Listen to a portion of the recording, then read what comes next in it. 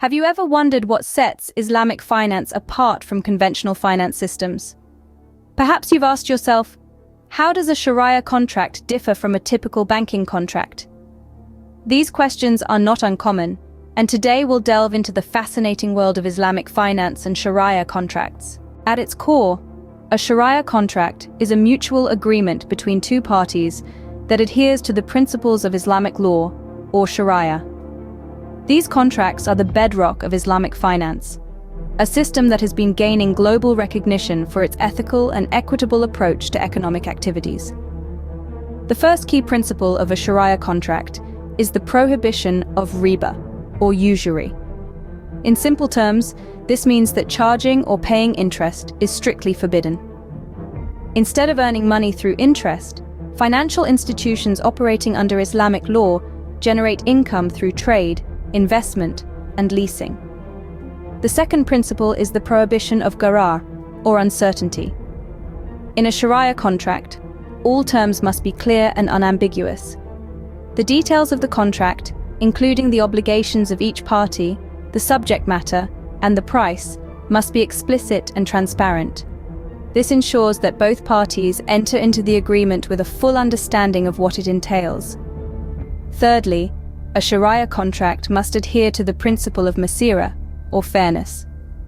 This principle calls for the equitable distribution of wealth and the prevention of exploitation.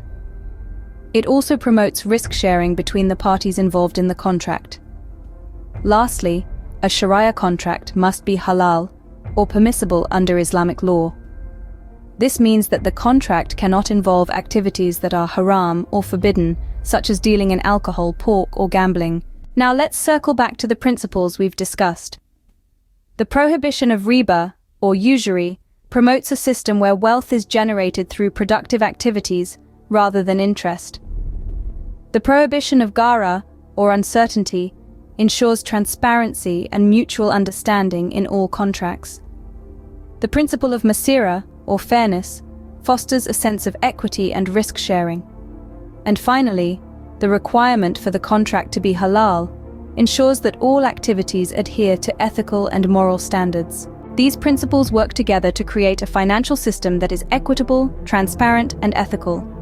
A system where wealth is not just a means to an end, but a tool for societal development and prosperity. As we wrap up, remember that the beauty of a Shariah contract lies in its ability to balance economic objectives with ethical considerations.